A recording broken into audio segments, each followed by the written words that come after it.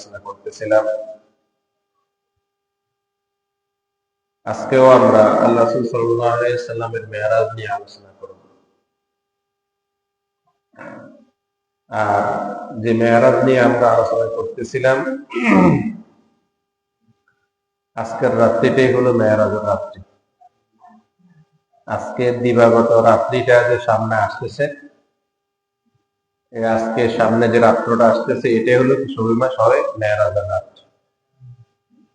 এই রাত্রিতে আল্লাহ রাসূল সাল্লাল্লাহু আলাইহি ওয়াসাল্লাম আল্লাহ তাআলা দিদারে গিয়েছেন।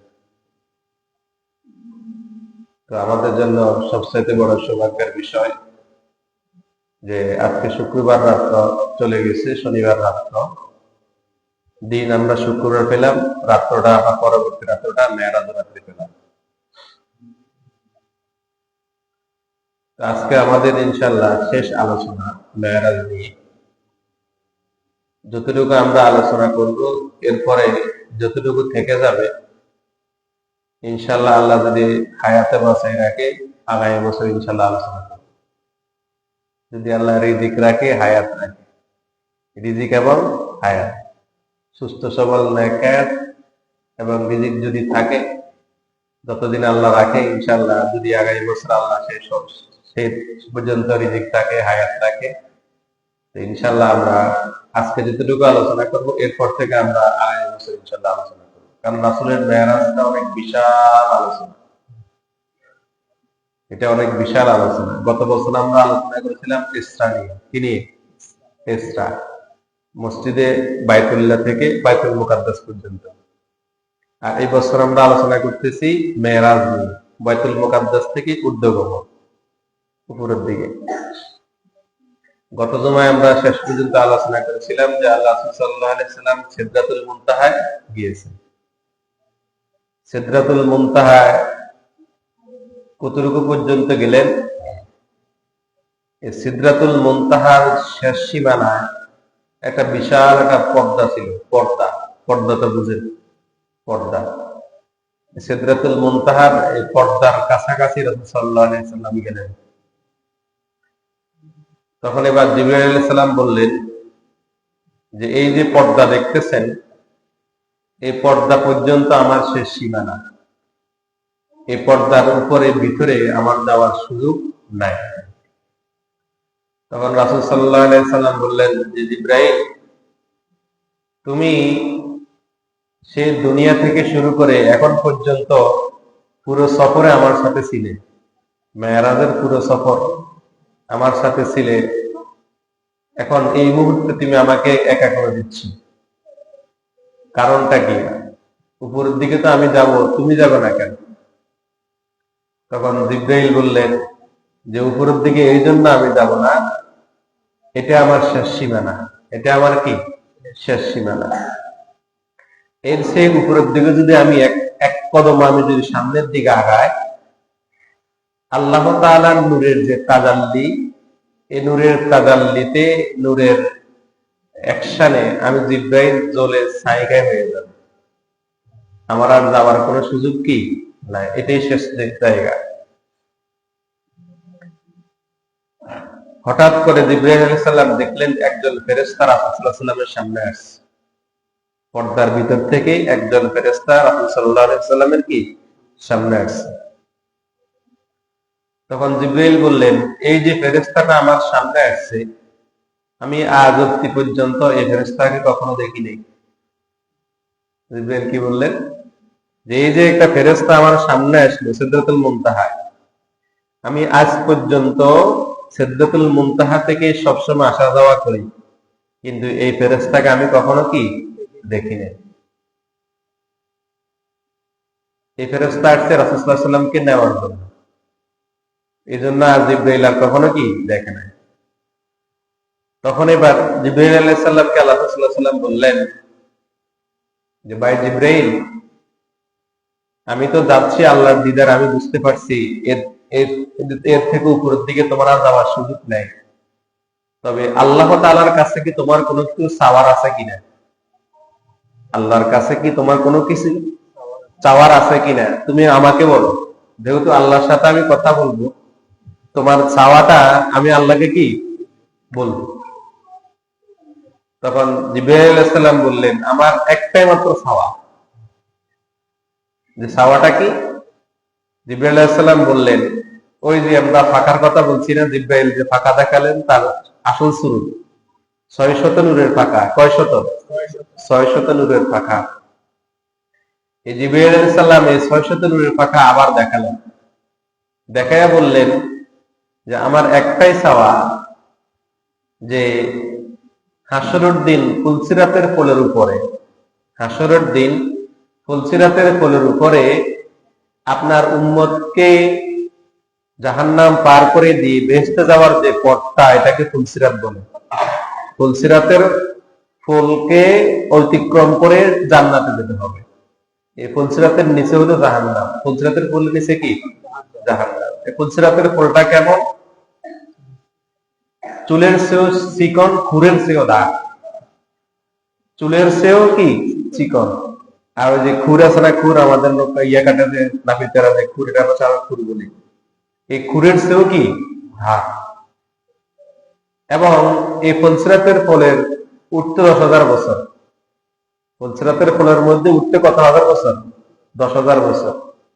এবং মিডিলে 10,000 বছর, আর নামতে 10,000 বছর। তাহলে কত হাজার বছর হলো? 30,000 বছর। 30,000 বছরের রাস্তা।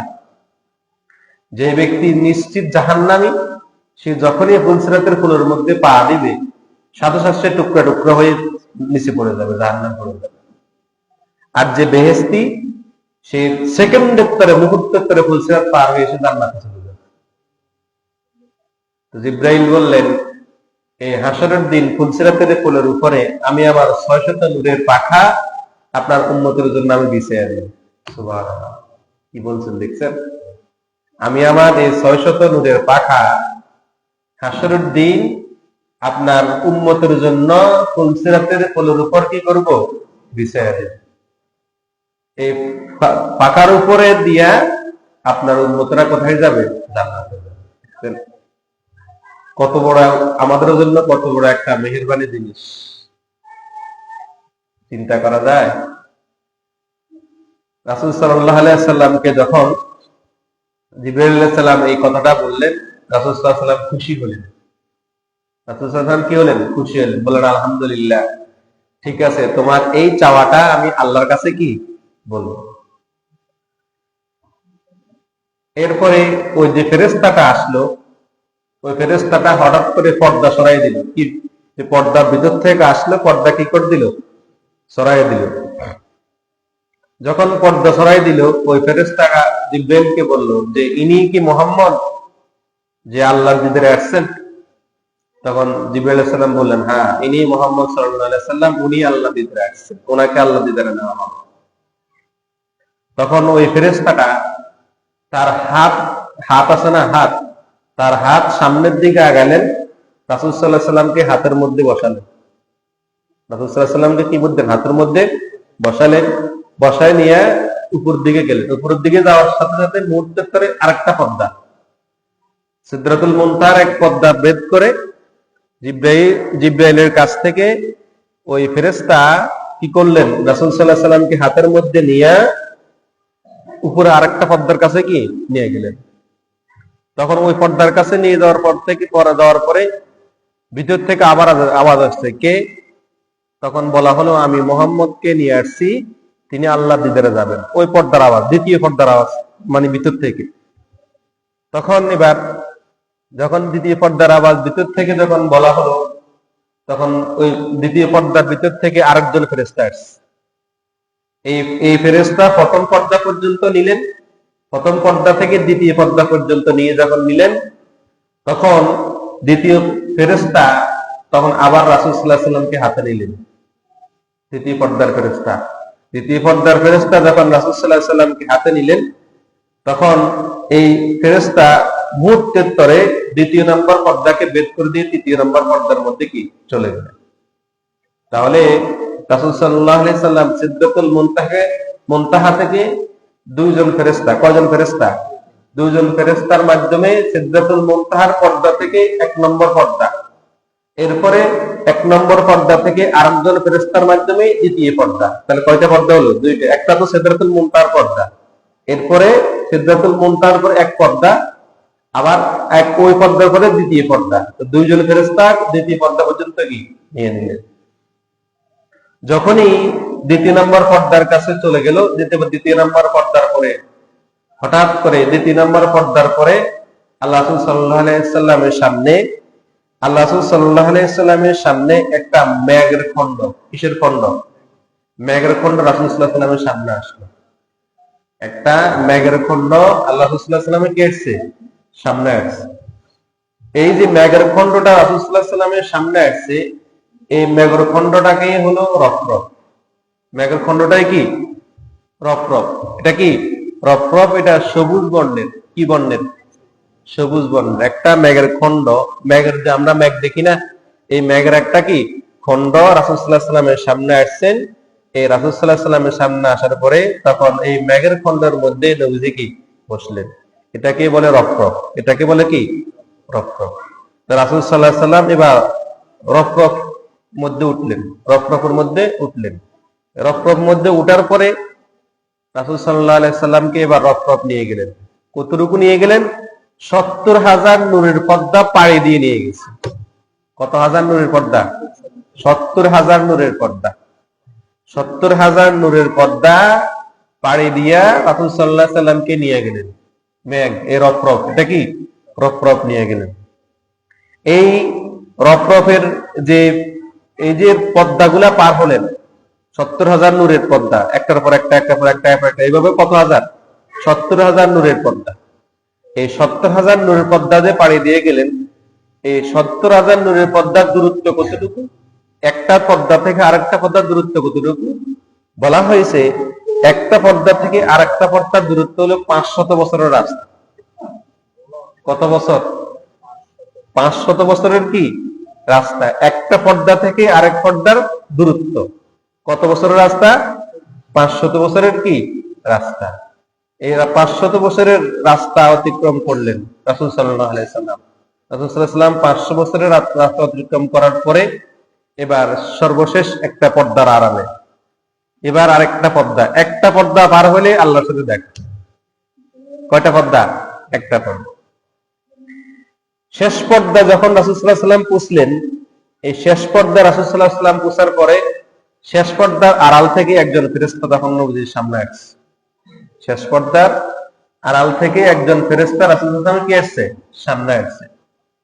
তো সামনে আসার পরে এবার ওই ফেরেশতা আল্লাহ রাসূল সাল্লাল্লাহু আলাইহি সাল্লামকে ওখানে ওই শেষ পর্দার আগে ওই ফেরেশতা রাসূল সাল্লাল্লাহু আলাইহি সাল্লামকে একামত শিক্ষা দিয়েছেন। কি শিক্ষা দিয়েছেন? একামত। আমরা যে আযান নামাজের আগে কি একামত দেই না, এই একামত কি দিলেন? শিক্ষা দিলেন। যখন ওই ফেরেশতা যখন একামত শিক্ষা দিলেন, ওই শিক্ষার বিষয়টা হলো এইভাবে যে পর্দার আড়াল থেকে আওয়াজ আসলো।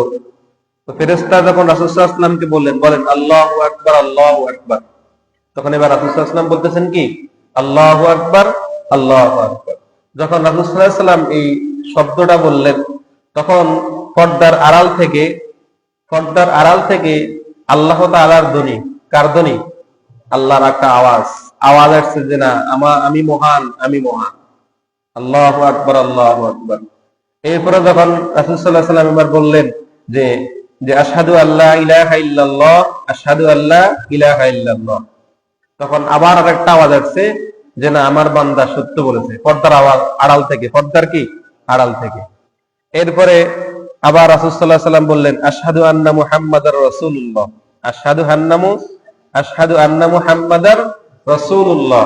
তখন পর্দার আড়াল থেকে আওয়াজ আসছে, হ্যাঁ, আমি মুহাম্মদকে রাসূল হিসেবে কি করেছি? প্রেরণ করেছি। এভাবে যখন শেষ হলো তখন বলল হাইয়া আলাস সালাহ, হাইয়া আলাল ফালাহ, হাইয়া আলাস সালাহ, হাইয়া আলাস সালাহ, হাইয়া আলাল ফালাহ, হাইয়া আলাল ফালাহ, কদ কামাতিস সালাহ, কদ কামাতিস সালাহ, আল্লাহু আকবার, আল্লাহু আকবার, লা ইলাহা ইল্লাল্লাহ। এই যে মেরাজের রাত্রিতে আল্লাহ রাসূল সাল্লাল্লাহু আলাইহি সাল্লামকে এটা শিক্ষা দিলেন। পরবর্তীতে আয়েশা ওই যে যখন আযানের সময় হইল, আযান দেওয়ার সময় হইল, দুনিয়াতে আসার পর আযান দেওয়ার নিয়ে অনেক কথা হয়েছে। আযানের সূচনা কখন থেকে, আযানের বাক্যগুলা কেমন হবে। তখন ওমর রাদিয়াল্লাহু আনহু স্বপ্ন দেখছেন, আরেকজন সাহাবী স্বপ্ন দেখছেন যে আযানের বাক্য এইভাবে হবে। তখন রাসূল সাল্লাল্লাহু আলাইহি ওয়াসাল্লাম হঠাৎ করে স্মরণে আসছে যে না, এই যে তোমরা যে আযানের বাক্যের কথা বলতেছো আল্লাহু আকবার আল্লাহু আকবার, এই বাক্যগুলো আমি মেরাজের রাত্রিতে যাই শুনছি। তখন রাসূল সাল্লাল্লাহু আলাইহি ওয়াসাল্লাম বললেন না, আযানের বাক্য কি হবে? এটাই হবে। যে বাক্যগুলো আযানের সময় কি বলা হয়, এই বাক্যগুলো আল্লাহ তাআলা নবীজিকে মেরাজের রাত্রিতে কোথায় শিক্ষা দিলেন? কথা বলছেন এখন। এরপরে রাসূল সাল্লাল্লাহু আলাইহি ওয়াসাল্লামের সামনে হঠাৎ করে একটা নিজুম আকৃতির মতো হয়ে গেল। নিজুম আকৃতি মানে অন্ধকারের মতো, মানে কোন প্রকার আওয়াজ নাই, কোন প্রকার কি নাই, আওয়াজ নাই, একবারে নিজুম, চুপচাপ চুপচাপ একটা সময় রাসূল সাল্লাল্লাহু আলাইহি ওয়াসাল্লামের সামনে আসলো। তখন ওই চুপচাপ একটা সময় রাসূল সাল্লাল্লাহু আলাইহি ওয়াসাল্লামের সামনে আসলো, তখন রাসূল সাল্লাল্লাহু আলাইহি ওয়াসাল্লামের মনের মধ্যে একটু হঠাৎ করে চিন্তা আসছে, কি রে, কোনো আওয়াজ নাই, কোনো কিছু নাই, হঠাৎ করে আওয়াজ বন্ধ হয়ে গেল। একামত শিক্ষা দেওয়ার পরে কি হয়ে গেল? আওয়াজ বন্ধ হয়ে গেল, কোনো প্রকার আওয়াজও কি শোনা যাচ্ছে না, হঠাৎ করে অন্ধকার হয়ে গেল, কারণটা কি? তখন রাসূল সাল্লাল্লাহু আলাইহি ওয়াসাল্লামের মনের ভিতরে একটু মানে মনে চিন্তা আসছে, একা হয়ে গেছেন, মনে হয় আর কেউ কি নাই। তখন এবার হঠাৎ করে এই গায়েবীভাবে একটা আওয়াজ আসছে। কি আওয়াজ আসছে? গায়েবীভাবে আওয়াজ আসছে যে, যেটা হলো, আপনি দাঁড়ান, আপনি দাঁড়ান, আপনার পরওয়ারদিগার সালাতে মশগুল। গায়েবীভাবে একটা কি আসছে? আওয়াজ আসছে যে আপনি দাঁড়ান, অপেক্ষা করেন, আপনার পরওয়ারদিগার কি সালাতে মশগুল, মানে সালাতে মশগুল। এই যে একটা আওয়াজ আসছে, এই আওয়াজটা আবু বকর রাদিয়াল্লাহু আনহুর কণ্ঠের আওয়াজ। কার আওয়াজ? আবু বকর রাদিয়াল্লাহু আনহুর কণ্ঠের আওয়াজ। কার আওয়াজ? আবু বকর রাদিয়াল্লাহু আনহুর কণ্ঠের আওয়াজ। রাসূল সাল্লাল্লাহু আলাইহি ওয়াসাল্লাম হতভম্ব হয়ে গেলেন, কিরে, আবু বকরকে দেখে এসলাম দুনিয়াতে, কোথায়? আবু বকর কোথায়? দুনিয়াতে। দুনিয়াতে সে, আমি বললাম এখন রাসূল আল্লাহর সাথে দেখা করব, এখানে আবু বকরের কণ্ঠের আওয়াজ কিভাবে আসলো? মনের ভিতরে একটু চিন্তা যে আবু বকরের কণ্ঠের আওয়াজ কিভাবে কেন আসলো? কথা বুঝছেন এখন? তো যে এই যে আওয়াজটা আসছে, এই যে আওয়াজটা আসার পরে এরপরে রাসূল সাল্লাল্লাহু আলাইহি ওয়াসাল্লাম হঠাৎ করে এই ওই যে রক্তকর মধ্যে, তখন কোথায়? রক্তকর মধ্যে। রক্তটা সবুজ বর্ণের। কি বর্ণের? সবুজ বর্ণের। এবং এই রক্তটার উজ্জ্বল কেমন? রক্তটার উজ্জ্বল হলো এটা সূর্যের কিরণের চেয়েও অধিক উজ্জ্বল। কিসের কিরণ? সূর্যের যে কিরণটা আছে, আলো, এই আলোর চেয়েও রক্তকর উজ্জ্বলতা আরো কি বেশি, এরকম একটা আলো। কথা বলছেন এখন? এরপরে যে হাদিস শরীফে আসছে যে আল্লাহ তাআলা যে কোরআন শরীফে বলেছেন, লাকাদ রাআ মিন আয়াতি রাব্বিহিল কুবরা, সূরা নাজমের মধ্যে লাকাদ রাআ মিন আয়াতি রাব্বিহিল কুবরা, মানে এই আয়াতে কুবরা মানে এখানে বড় নিদর্শন বোঝা হয়েছে রব-রবকে। কি বোঝানো হয়েছে? রব-রব। যে রব-রবটা রাসূল সাল্লাল্লাহু আলাইহি ওয়াসাল্লাম দেখেছেন, এটা সবুজ বর্ণের। কি বর্ণের? সবুজ বর্ণের। এবং এর উজ্জ্বলতা আরো কি বেশি, সূর্যের চেয়েও কি অনেক বেশি।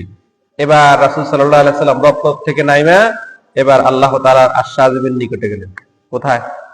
আরশ আজিমের নিকটে গেলেন। আরশ আজিমের যখন নিকটে গেলেন, তখন আল্লাহ তাআলা এই যে আরশ আজিমের যখন নিকটে গেলেন, আল্লাহ তাআলার এবার বাণী কোরআনে আল্লাহ তাআলা বলে দিয়েছেন, সুম্মা দানা ফাতাদাল্লা, সূরা নাজমের মধ্যে, সুম্মা দানা ফাতাদাল্লা ফাকানা কাবা কাউসাইনি আও আদনা। সুম্মা দানা ফাতাদাল্লা ফাকানা কাবা কাউসাইনি আও আদনা। অতঃপর রাসূল সাল্লাল্লাহু আলাইহি ওয়াসাল্লাম এবং আল্লাহ তাআলা দুইজনের নিকটবর্তী হয়েছেন।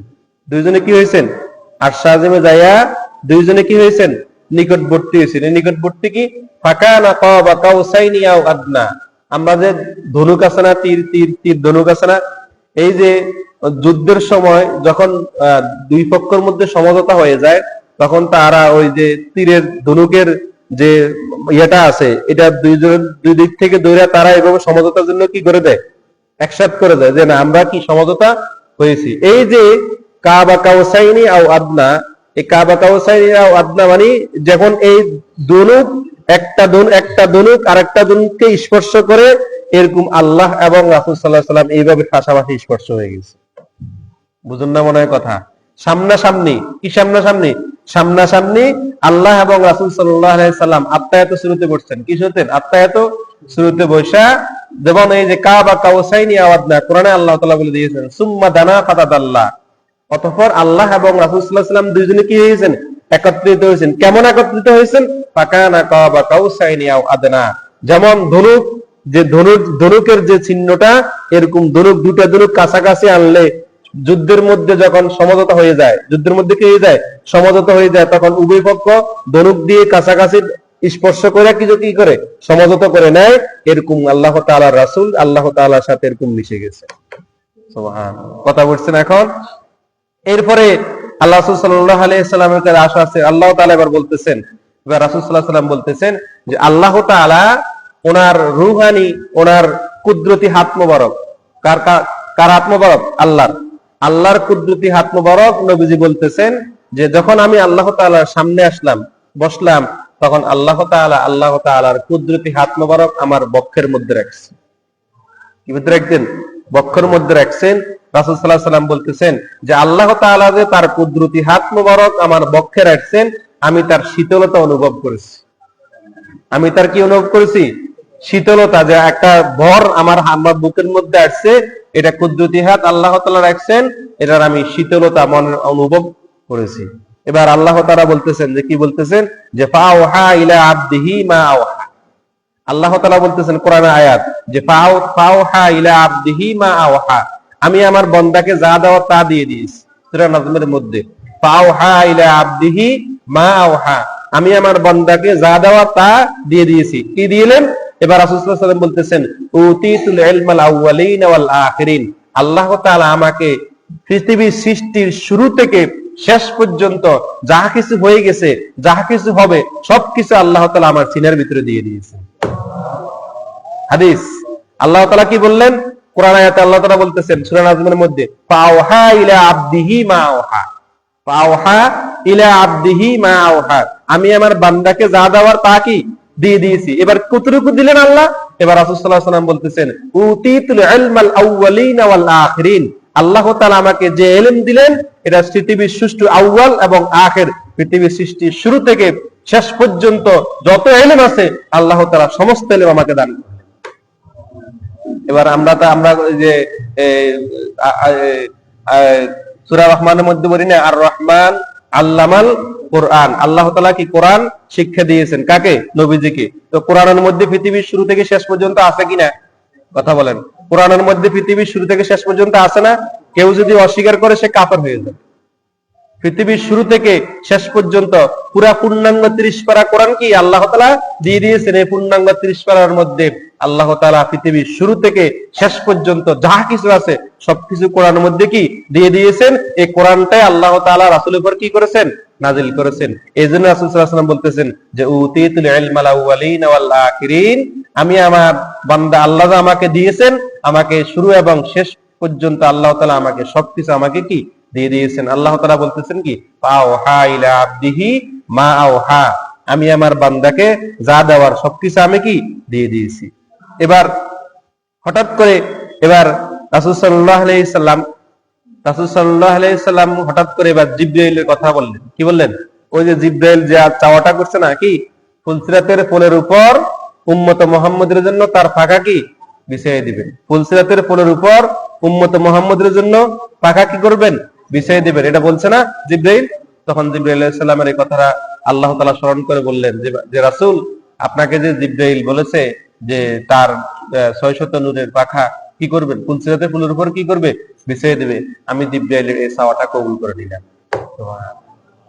আমি জিবরাইলের এই চাওয়াটা কি করে নিলাম? কবুল করে নিলাম। তো এই যে ফুলসিরাতের ফুলের উপর যে জিবরাইলের পাখাটা দিবে, এই পাখার উপর দিয়ে কারা যাবে? সবাই কি যাবে? না। এখানে হাদিস শরীফে আসছে এইভাবে যে দুই দল ব্যক্তি যাবে। কয় দল ব্যক্তি? দুই দল ব্যক্তি যাবে, যেটা হলো উম্মত মুহাম্মদের মধ্যে যারা সর্ব অবস্থায় আল্লাহ তাআলার আদেশকে ঠিকমতো পালন করেছে, আর যারা রাসূলকে সবচাইতে বেশি ভালোবাসছে। রাসূলকে সবচাইতে কি বেশি ভালোবাসছে, ও সবকিছুর চেয়ে রাসূলকে কি করছে? ভালোবাসছে বিদায় এই জন্য তারা ফুলসিরাতের পুর হাসরের দিন কি হবে? জিবরাইলের ফুলের উপরে কি হবে? পার হয়ে যাবে। কথা বলছেন এখন? এবার রাসূল সাল্লাল্লাহু আলাইহি সাল্লাম আল্লাহকে বললেন, আল্লাহ, আমি যে নিজুম জায়গার মধ্যে ছিলাম, ওখানে আমি আবু বকরের কণ্ঠের আওয়াজ পাইলাম কেন? রাসূল এবার মনের ভিতরে প্রশ্ন কি জাগতেছেন যে আমি যে নিজুম যে আওয়াজের মধ্যে ছিলাম, অন্ধকারের মধ্যে, ওখানে আমি আবু বকরের কি কণ্ঠের আওয়াজ পাইছি না যে আপনি দাঁড়ান, আপনি অপেক্ষা করুন, আপনার পরওয়ারদিগার সালাতে মশগুল। কিসে মশগুল? সালাতে মশগুল। সালাত অবস্থায় আছেন। তখন এবার রাসূল সাল্লাল্লাহু আলাইহি সাল্লামকে আল্লাহ তাআলা বললেন যে এইটা কারণ হলো এটা যে আপনি যে নিজ অবস্থায় ছিলেন, এই নিজ অবস্থা আপনি একটু চিন্তিত হয়েছেন। কি হয়েছেন?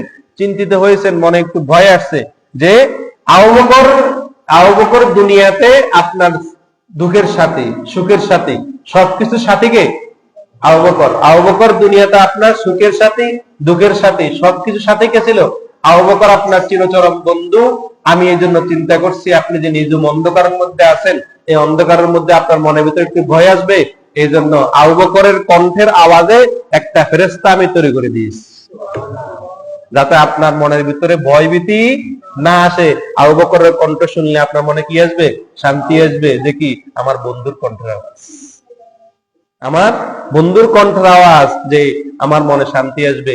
এই জন্য আমি আপনার মনে যে শান্তি আসে, আপনার মনে যে প্রশান্তি আসবে, এই জন্য আমি আবু বকরের কণ্ঠের আওয়াজের মতো একটা ফেরেশতা আমি তৈরি করে দিয়েছি, ওটা হুবহু আবু বকরের কণ্ঠের আওয়াজ দিয়ে, যাতে আপনার মনে কি আসে? শান্তি আসে। এবার রাসূল সাল্লাল্লাহু আলাইহি ওয়াসাল্লাম মনে আরেকটা প্রশ্ন দেখলো, যে কি? আরেকটা প্রশ্ন দেখলো যে আমরা তো আল্লাহর সালাত নামাজ পড়ি, আমরা কি আল্লাহর নামাজ পড়ি, আল্লাহ আবার কার নামাজ পড়ে? বুঝেন না মনে কথা? ওই যে আবু বকরের কণ্ঠের আওয়াজে বললো না, আপনি অপেক্ষা করেন, আপনার পরওয়ারদিগার কিসে মশগুল? সালাতে মশগুল। তো এই সালাত আল্লাহ আবার কার সালাত পাঠ করে? আমরা না আল্লাহর সালাত কি করি? পাঠ করি। তো আল্লাহ আবার কার সালাত পাঠ করেন? এবার রাসূল প্রশ্ন করলেন কাকে? আল্লাহকে। আল্লাহকে প্রশ্ন করলেন।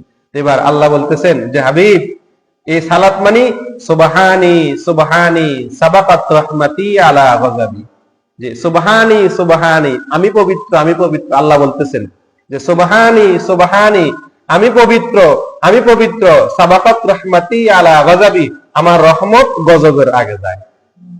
আপনি আমার দিদারে আসছেন, এটা যে শত বড় সৌভাগ্যের বিষয়, এই সৌভাগ্যের কারণে আমার রহমত গুলা আমি ওই সময় তামাম দুনিয়ার মধ্যে আমি ওই সময় রহমত বিতরণ করতেছি। এই সালাত মানে কি বলবো? এখানে রহমত, এই সালাত শব্দটা আল্লাহর পক্ষে কি আসবে? রহমত দ্বারা আসবে। এখানে নামাজ কি হবে না। সালাত শব্দের অনেকগুলো অর্থ আছে। সালাত শব্দের অনেক অর্থ দোয়া, সালাত শব্দ তো ইস্তিগফার, আমরা আগে আলোচনা করছি না? সালাত শব্দ তো নামাজ, আর এখানে আল্লাহর কাছে আসবে যে সুবহানি সুবহানি সাবাকাত রাহমাতি আলা গাযাবি। আল্লাহ যে বলছে, ওই যে ফেরেশতা যে বলল যে আপনি দাঁড়ান, আপনার পরওয়ারদিগার কিসে মশগুল? সালাতে মশগুল। এই সালাতে মশগুল মানে এটা হলো আল্লাহ তাআলা ওই সময় স্পেশাল ভাবে, যেহেতু রাসূল সাল্লাল্লাহু আলাইহি ওয়াসাল্লাম আল্লাহ তাআলা দিদারে গিয়েছেন, এই জন্য স্পেশাল ভাবে এই কি করে দিলাম, আমি উম্মতে মুহাম্মাদের জন্য দুনিয়াতে আমি ওই সময় কি করতেছি? রহমত বিতরণ করতেছি। এই জন্য বলা হয়েছে রাসূল সাল্লাল্লাহু আলাইহি ওয়াসাল্লাম যখন প্রশ্ন করলেন, তখন আল্লাহ তাআলা এই উত্তরটা দিলেন। এরপরে আসেন, রাসূল সাল্লাল্লাহু আলাইহি সাল্লামকে আল্লাহ তাআলা এমন আলো দিলেন, এমন নূর দিলেন, যে বলা হয়েছে এটা যে আল্লাহ তাআলা এবার রাসূল সাল্লাল্লাহু আলাইহি সাল্লামের কাল মুবারককে নূর দ্বারা আলোকিত করে দিয়েছেন। কি দ্বারা? নূর দ্বারা আলোকিত করে দিয়েছেন। কেমন নূর? এই নূরটা এমন ভাবে আলোকিত করে দিয়েছেন, আল্লাহ তাআলা বলতেছেন যে আমি আমার বান্দাকে এমন নূর দিলাম, যে নূরটার কারণে, এই নূরের কারণে আমার বান্দা আমার জামালিয়তটা দেখতে পেয়েছে। সুবহানাল্লাহ। আল্লাহ তাআলাকে দেখা যাবে পূর্ণিমার চাঁদের মতো। কিসের মতো? পূর্ণিমার চাঁদের মতো। রাসূল বলেছেন আমি দেখেছি, রাআইতু রাব্বি আযজা ওয়া জাল্লা ফি আহসানি সূরাতি, হাদিসে আছে রাআইতুল্লাহ রাব্বি আযজা ওয়া জাল্লা, আমি আমার মহাপরাক্রমশালী মহাগৌরবান্বিত আল্লাহকে আমি আসল শুরুতে দেখেছি, মানে উত্তম শুরুতে দেখেছি। কি শুরুতে দেখছি এটা রাসূল কি করেন নাই? ব্যাখ্যা করেন নাই। আমরাও আল্লাহকে দেখবো হাসরের দিন, যারা বেহেশতি হবে, আমরাও আল্লাহকে দেখবো। কেমন দেখবো? পূর্ণিমার চাঁদের মতো। কিসের মতো? পূর্ণিমার চাঁদের মতো। রাসূল সাল্লাল্লাহু আলাইহি ওয়াসাল্লাম বললেন যে আমি আমার আল্লাহকে দেখেছি, রাআইতু রাব্বি আযজা ওয়া জাল্লা ফি আহসানি সূরাতিহি, আমি আমার আল্লাহকে দেখেছি উত্তম শুরুতে দেখেছি, উত্তম শুরুতে দেখেছি। রাসূল আল্লাহকে কি দেখেছেন? নবীজি কি বললেন? আমি আল্লাহকে দেখেছি। এবার কেমন দেখেছেন, কেমন দেখেছেন এটা আর নবীজি কি করেন নাই? ব্যাখ্যা করেন নাই। এটা আল্লাহ এবং রাসূলের মধ্যে কি রয়ে গেছে? খাস রয়ে গেছে। কথা বলছেন এখন? এরপরে আল্লাহ তাআলা আল্লাহ রাসূল সাল্লাল্লাহু আলাইহি সাল্লামকে আরো কয়েকটি ইলম দান করলেন। এক প্রকার ইলম দান করলেন যে ইলমটা আল্লাহ এবং রাসূলের মধ্যে সীমাবদ্ধ থাকবে, যে ইলমটা জ্ঞান, যে জ্ঞানটা আল্লাহ এবং কার মধ্যে সীমাবদ্ধ থাকবে? রাসূলের মধ্যে সীমাবদ্ধ থাকবে। আবার আরেক প্রকার ইলম দান করলেন, যে ইলমটা আল্লাহ রাসূল সাল্লাল্লাহু আলাইহি সাল্লাম ইচ্ছা করলে বিভিন্ন জনকে দিতে পারবেন। যে এলেমটা আল্লাহ রাসূল সাল্লাল্লাহু আলাইহি ওয়াসাল্লাম ইচ্ছা করলে, যে জ্ঞানটা এটা ইচ্ছা করলে রাসূল সাল্লাল্লাহু আলাইহি ওয়াসাল্লাম কাউকে কি দিতে পারবেন। আবার আরেক প্রকার এলেম দান করছেন, এই এলেমটা আল্লাহ রাসূল সাল্লাল্লাহু আলাইহি ওয়াসাল্লামকে দিয়েছেন সবার জন্য। কার জন্য? তাহলে কয় প্রকার এলেম দিয়েছেন? 3 প্রকার এলেম। এক প্রকার এলেম, এলেম মানে কি? জ্ঞান। এলেম মানে কি? জ্ঞান। এক প্রকার জ্ঞান দিয়েছেন আল্লাহ রাসূল সাল্লাল্লাহু আলাইহি ওয়াসাল্লামকে, এই জ্ঞানটা শুধু আল্লাহ এবং রাসূলের মধ্যে সীমাবদ্ধ। এই জ্ঞানটা কার? আল্লাহ এবং রাসূলের মধ্যে কি সীমাবদ্ধ। আর দ্বিতীয় প্রকার ইলম দিয়েছেন, এই জ্ঞানটা রাসূল ইচ্ছা করলে বিশেষ বিশেষ কোন লোককে কি করতেন? বলতে পারবেন। যেমন আবু বকরকে বলেছেন, ওসমানকে বলেছেন, আলীকে বলেছেন, উমর রাদিয়াল্লাহু আনহুকে এই জ্ঞানটা কি বলেছেন। সবাইকে এই জ্ঞান বলেন নাই, কারণ এই জ্ঞান বলতে গেলে দেখা গেছে অনেকের ঈমান চলে যাওয়ার সম্ভাবনাও কি আছে। যাদের ঈমানের মজবুত বেশি তাদের কাছে ইসলাম দেখে দেখে এই জ্ঞানটা বলেছেন। মেরাজের রাত্রিতে আল্লাহ কি জ্ঞান ওনাকে দিয়েছেন। আর তৃতীয় প্রকার জ্ঞান দিয়েছেন, এই জ্ঞানটা সবার জন্য উন্মুক্ত। এই জ্ঞানটা কি সবার জন্য উন্মুক্ত। এই জন্য রাসূল সাল্লাল্লাহু আলাইহি ওয়াসাল্লাম বলতেছেন, বললেন কি, রব্বি জিদনি ইলমা, আল্লাহ আমাকে কি দিয়েছেন? ইলম দিয়েছেন। যে ইলমটা হলো 3 প্রকার ইলম। কয় প্রকার ইলম? 3 প্রকার ইলম। এই জন্য আল্লাহ তাআলা বলেছেন যে ফাআউহা ইলা আবদিহি মা আওহা, আমি আমার বান্দাকে যা কিছু ওই করা তাকে কি ওই করে দিয়েছি। দেখি এবার কোরআনে আল্লাহ তাআলা বলতেছেন ওয়া আল্লামা কামা লাম তাকুন তাআলাম। আল্লামা ওয়া আল্লামা কামা লাম তাকুন তাআলাম, এমন এলেম যে এলেম দুনিয়ার কারো কাছে রাসূল সাল্লাল্লাহু আলাইহি ওয়াসাল্লাম শিখেন নাই, সরাসরি কার থেকে শিখেছেন? আল্লাহর কাছ থেকে শিখেছেন। এইজন্য রাসূল সাল্লাল্লাহু আলাইহি ওয়াসাল্লাম বললেন যে আমার আল্লাহ আমাকে দিয়েছেন উতিতুল ইলমাল আউয়ালিন ওয়াল আখিরিন, দুনিয়ার সবকিছু শুরু থেকে এবং শেষ পর্যন্ত যাহা কিছু আছে সবকিছু আল্লাহ তাআলা আমাকে কি দিয়েছেন। যেটা হলো কি, কোরআনে আল্লাহ তাআলা বলে দিয়েছেন আর রহমান আল্লামাল কোরআন। আল্লাহ তাআলা কি শিক্ষা দিয়েছেন? কোরআন শিক্ষা দিয়েছেন, যে তিবিয়ানাল লিকুল্লি শাই, যে কোরআনের মধ্যে আল্লাহ তাআলা পৃথিবীর শুরু থেকে শেষ পর্যন্ত যাহা কিছু আছে কোরআনের মধ্যে আল্লাহ তাআলা কি করে দিয়েছেন? বর্ণনা করে দিয়েছেন। এবং এই বর্ণনাগুলোর মধ্যে ওই যে ইলমগুলা আল্লাহ তাআলা এবং রাসূল ছাড়া কেউ জানেন না, সেই ইলমগুলো হলো হরফে মুকাত্তাআত। হরফে কি মুকাত্তাআত, আলিফ লাম মিম, আলিফ লাম র। যারা হাফেজ যারা বুঝবেন, সূরা বিভিন্ন সূরার শুরুতে কি আলিফ লাম মিম, আলিফ লাম র, কাফ হা ইয়া আইন সাদ তাহা, এই সমস্ত হরফগুলো এগুলোকে বলে হরফে মুকাত্তাআত। হরফে কি মুকাত্তাআত, এগুলার ইলম রাসূল সাল্লাল্লাহু আলাইহি ওয়াসাল্লাম দুনিয়াতে কাউকে কি বলেন নাই। এটা আমরা হরফে মুকাত্তার উপরে ছেড়ে দিয়েছি। তখন সাহাবীরা কি বলতেন? আল্লাহ এবং তার রাসূলই কি এগুলা সম্বন্ধে ভালো জানেন, রাসূলও জানতেন। রাসূলও কি জানতেন, বিধায় তো আল্লাহ তাআলা কোরআন সবকিছু কি দিয়ে দিয়েছেন। তার মানে রাসূলের কাছেও জানা ছিল, কিন্তু রাসূল এটা কি করেন না, প্রকাশ করেন না। যদি সকলের কাছে প্রকাশ করতেন তখন দেখা গেছে হয়তো ঈমান হারাও অনেকে হয়ে যেত। রাসূলের মেরাজ অস্বীকার করে অনেক ঈমান হারা হয়েছে না? আমরা সামনে আলোচনা করবো, আগামী বছর যদি সুযোগ পাই। রাসূল ইসলাম যে মেরাজে গিয়েছেন, আসার পরে যখন 27 বছরের কথা সবকিছু মদিনা নবীতে বললেন, তখন অসংখ্য কাফেররা এটা শুনি, আবার কাফেররা তো পরের বিষয়, কিন্তু মুসলমানদের মধ্যে যারা নতুন সাহাবী, যারা কি নতুন সাহাবী, তারা মনের ভিতরে একটি সন্দেহ আনছেন। কি আনছেন? সন্দেহ আনছেন। সন্দেহ আসার সাথে তাদের ঈমান চলে গেছে। বুঝেন না মনে কথা? এই জন্য আপনাদেরকে বলছি যে যাহা আলোচনা করতেছি শুরু থেকে শেষ পর্যন্ত এটা বুঝলে আলহামদুলিল্লাহ ভালো, না বুঝলে বিশ্বাস করে নেবেন। না বুঝলে কি করে নেবেন? বিশ্বাস করে নেবেন। এর উপরে সন্দেহ করার সুযোগ কি নাই। কোরআন এবং হাদিস দ্বারা এগুলা কি প্রমাণিত। এটাও রাসূলের কি মেরাজ। তার রাসূল সাল্লাল্লাহু আলাইহি ওয়াসাল্লাম কি বললেন? রাআইতু রাব্বি আযজা ওয়া জাল্লা, আমি আমার আল্লাহকে কি শুরুতে দেখেছি? আসল শুরুতে দেখেছি। এরপরে রাসূল সাল্লাল্লাহু আলাইহি ওয়াসাল্লামের সাথে আল্লাহ তাআলার সাথে আরো অনেক কথাবার্তা হয়েছে। আরো আল্লাহ তাআলা আমাদের উম্মতের জন্য আরো অনেক কিছু নিয়ামত দিয়েছেন। তো আমরা আর কথা আলোচনা বাড়াবো না, যেহেতু সময়ও কম। তো আজকে এই বছর আমরা যতটুকু আলোচনা করলাম সেটা হলো কি, আল্লাহ তাআলা সর্বশেষ মনে রাখবেন, আল্লাহ তাআলার সাথে রাসূলের কি হয়েছে? দেখা হয়েছে। মনে রাখবেন এটা, আল্লাহ তাআলার সাথে রাসূলের কি হয়েছে? দেখা হয়েছে। আল্লাহ তাআলা রাসূল সাল্লাল্লাহু আলাইহি ওয়াসাল্লামকে ইলম দিলেন, ফাওহা ইলা আবদিহি মা আওহা। হাদিসে বলা হয়েছে উতিতুল ইলমাল আউয়ালিন ওয়াল আখিরিন, আল্লাহ তাআলা শুরুর এবং সবকিছু জ্ঞান আল্লাহ তাআলা রাসূলকে কি করেছেন? দিয়ে দিয়েছেন। আর রাসূল বললেন যে আমার আল্লাহ আমার বুকের মধ্যে তার কুদরতি হাত মোবারক রাখছেন, আমি তার শীতলতা কি করছি? অনুভব করছি। রাআইতু রাব্বি আযজা ওয়া জাল্লা ফি আহসানি সূরাতিহি, আমি আমার রবকে আসল শুরুতে দেখেছি, উত্তম শুরুতে দেখেছি। এবার কেমন দেখছেন এটা নবীজি কি করেন নাই? ব্যাখ্যা করেন নাই। কেমন দেখছেন এটা রাসূল আর আল্লাহর মধ্যে কি খাস হয়ে গেছে। কথা বুঝছেন? এখন এই হলো এতটুকু আলোচনা। তো ইনশাআল্লাহ আল্লাহ যদি হায়াত রাখে, আল্লাহ যদি কি রাখে, হায়াত রাখে, রিজিক থাকে, বাকি আলোচনা আরো আছে, আরো বিশাল আলোচনা আছে। বাকি আলোচনা যেহেতু রজব মাসও শেষ, সামনে আবার কি আসতেছে, শাবান মাস আসতেছে, শবে বরাত আসতেছে। তো গত বছর আমরা আলোচনা করছি কি ইসরা, মনে আছে তো? গত বছর আমরা আলোচনা করছি কি ইসরা, বাইতুল্লাহ থেকে বাইতুল মুকাদ্দাস পর্যন্ত, বাইতুল্লাহ থেকে বাইতুল মুকাদ্দাস পর্যন্ত। এই বছর আমরা আলোচনা করলাম এই মেরাজ। মেরাজ, মেরাজ মানে ঊর্ধ্বগমন, বাইতুল মুকাদ্দাস থেকে আল্লাহ তাআলার আরশ আজিম পর্যন্ত এই যে সাত আসমানের ঘটনাগুলা, এগুলো আমরা আলোচনা করলাম। আল্লাহর সাথে দেখা হয়েছে, দেখা হওয়ার পরে আরো অসংখ্য কথা আছে। তো যতটুকু আমরা আজকে আলোচনা করছি, ইনশাআল্লাহ আল্লাহ যদি হায়াতে বাঁচায় রাখে, আল্লাহ যদি নেক হায়াত দেয়, দোয়া করবেন, সকলের জন্য দোয়া করবেন, সকলের জন্য দোয়া করবেন, আল্লাহ যেন সকলকে সুস্থ সবল রাখেন। আগামী বছর ইনশাআল্লাহ আমরা বাকি আলোচনা করব। কি এই বছর আর সুযোগ নাই, এই বছর আর কি সুযোগ নাই, যেহেতু সামনে আবার শবে বরাত আসছে, শবে বরাত নিয়ে কি করতে হবে, আমাদের আলোচনা করতে হবে। তো যতটুকু সামনে এখনো অনেক আলোচনা আছে, এগুলো আমরা ইনশাআল্লাহ আগামী বছর আল্লাহ যদি হায়াতে বাঁচায় রাখে, ইনশাআল্লাহ আমরা কি করব, আলোচনা করব। তো সংক্ষেপে আমি আপনাদেরকে একটু আমলের কথা বলে দিচ্ছি। যেহেতু আজকের রাত্রিটা হলো শবে মেরাজের রাত্রি। কিসের রাত্রি? আমরা শবে মেরাজ আলোচনা করে আসতেছি। আজকের রাত্রিতে সামনে যে রাত্রটা আসতেছে, এটা হলো কিসের রাত্রি? শবে মেরাজের রাত্রি। তো শবে মেরাজ উপলক্ষে আমরা বিভিন্ন আমল আখলাক করি, কেউ নফল ইবাদত করে। এই শবে মেরাজ উপলক্ষে হাদিস শরীফের মধ্যে, বাইহাকি শরীফের মধ্যে হাদিসে আসছে রোজা রাখার বিষয়ে আসছে। কিসের কথা? যেহেতু শবে মেরাজের দিন হবে কালকে, দিন কি রাত আগে আসে, দিন কি পরে আসে। তো তাহলে শবে মেরাজও রোজা রাখবেন, একটা রাখবেন, কয়টা?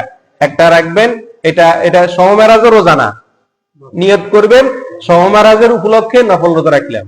ভালো করে বুঝে নেন, এটা শবে মেরাজের কি রোজা না, নিয়ত করবেন কি যে যেহেতু শবে মেরাজের দিনটা একটা পবিত্র দিন, এই দিনে রাসূলুল্লাহ আল্লাহ তাআলা দিদারে গিয়েছেন, আলোচনা করলাম না এগুলা যদি মনের মধ্যে খেয়াল রাখা নিয়ত করবেন যে এই দিনটা যেহেতু একটা গুরুত্বপূর্ণ একটা দিন, এই দিনটা যেহেতু একটা রহমতপূর্ণ দিন, এই দিনে আল্লাহ তাআলা দোয়া কবুল করেন, আল্লাহ তাআলা কি করেন, দোয়া কবুল করেন। বিদায় এই দিনকে উসিলা করে আমি নফল রাখবো, কি রাখবো, নফল রোজা। অনেকে অনেক ফতোয়া দিবে, বেদাত ফতোয়া দিবে, দুঃখ কোনো সমস্যা নাই, নফল রোজা ইবাদত করতে কোনো অসুবিধা আছে না। এই আবাদত হয়তো এই আবাদতের উসিলা আল্লাহ আমাদের কি করতে পারেন, মাফ করতেও পারেন। কথা বুঝছেন? এখন তো যেহেতু আপনারাও রাত্রে আর আসবেন না, শবে মেরাজও পালন করবেন না, গত বছরও কি পালন করছেন আমি নিজেও জানি না, আমরা 500 জন আছিলাম, তো আর আমাদের আর রাত্রেও কষ্ট দিতাম না। এই জন্য আপনারা যেহেতু রোজা রাখতে হবে, রোজার আলোচনাটা একটু করে দিচ্ছি, যেটা হলো বাইহাকি শরীফের হাদিস। কি শরীফের হাদিস? বাইহাকি শরীফের হাদিস। হযরত সালমান ফারসি রাদিয়াল্লাহু তাআলা আনহু থেকে বর্ণিত, আল্লাহ রাসূল সাল্লাল্লাহু আলাইহি ওয়াসাল্লাম ইরশাদ করেছেন যে ফি রজবিন ইয়াউমুন ওয়া লাইলাতুন, যে রজব মাসে একটি দিন এবং রাত আছে। রজব মাসে একটি কি আছে, দিন এবং রাত আছে। মান সামা যালিকাল ইয়াউমা, আর যে ব্যক্তি এই রাতে রোজা রাখবে, যে ব্যক্তি এই রাতে কি রাখবে, রোজা রাখবে, ওয়াকামা তিলকাল লাইলাতা, এবং যে ব্যক্তি এই রাতে কিয়াম করবে, কিয়াম মানে নফল ইবাদত করবে, কি ইবাদত, নফল ইবাদত করবে, কানা কামান সামা মিনাদ দাহরি মিয়াতা সানাতিন, এই যে ব্যক্তি রজব মাসে একটি রোজা রাখলো, এই দিনে কি রাখলো, একটি রোজা রাখলো, সে যেন এই যে একটি রোজার বদলতে সে যেন 100 বছর রোজা রাখলো। মিয়াতে সানা, মিয়াতে সানা 100 বছর, মিয়াতে সানা কত বছর, 100 বছর। মিয়াতে অর্থ 100 আর সানা শব্দ অর্থ কি, বছর। তাহলে কেউ যদি এই রজব মাসের একদিনে কি রাখে, রোজা রাখে, তাহলে সে যেন 100 বছর কি রাখলো। হাদিসটা বাইহাকি শরীফের হাদিস। কি শরীফের হাদিস? বাইহাকি শরীফের হাদিস। এবং অকামা মিয়াতা সানাতিন ওয়া হুয়া, এবং যেই ব্যক্তি এই রাত্রিতে কি করলো, নফল ইবাদত করলো, কি ইবাদত করলো, নফল ইবাদত করলো, সে যেন 100 বছর নফল ইবাদত করলো। কত বছর? 100 বছর নফল ইবাদত করলো। আর এই দিনটা কোন দিন? ওয়া হুয়া সালাসুন বাকিনা মিন রজবিন, এটা হলো রজব মাস শেষ হওয়ার 3 দিন। রজব মাস শেষ হওয়ার কি 3 দিন, তার মানে 26 তারিখ দিবে কত, 27তম রাত্রি। 26 তারিখ দিবে কত কি আরবি হিসাব, মানে আমরা আরবি হিসাব করতেছি, রজব মাসের 26 তারিখ দিবে কত, 27তম রাত্রিতে ইবাদত বন্দি করবেন, আর 27তম দিনে কি রাখবেন, রোজা রাখবেন। তার মানে রোজাটা হবে কালকে, কোন দিন, কালকে। যদি পারেন এই রোজাটা রাখবেন, আর যদি পারেন আজকে রাতে নফল ইবাদত করবেন। কি ইবাদত? নফল ইবাদত। নফল ইবাদত যে কোনো ইবাদত করবেন, কোনো অসুবিধা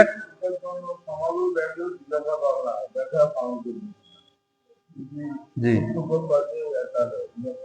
এই জন্য আর কি, এটা নামাজের পরে মুসল্লির কিছু আসুক, অনেকে অত বাইরে আছে।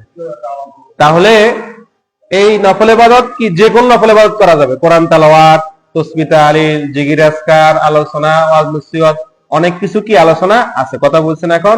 তো তাহলে চেষ্টা করবেন ইনশাআল্লাহ অন্তত একটা রোজা কি রাখার জন্য। অনেকে অনেক কথা বলবে, কান দেওয়ার কোনো সুযোগ দরকার নাই। রোজা রাখবেন, নফল রোজা রাখবেন, এই উসিলে আল্লাহ তাআলা আমাদের কি করে দিবেন, মাফ করে দিবেন, কথা বুঝছেন এখন। আল্লাহ তাআলা আমাদের সকলকে যেন যে বিষয়টা আলোচনা করলাম, যে আমলের কথা বললাম, এর উপরে আমল করার তৌফিক দান করুন, এবং রাসূলের মেরাজকে যেন ঈমানের সাথে বিশ্বাস করার তৌফিক দান করে বলুন আমিন। রাসূল করেন না, সেটা রাসূল করেন।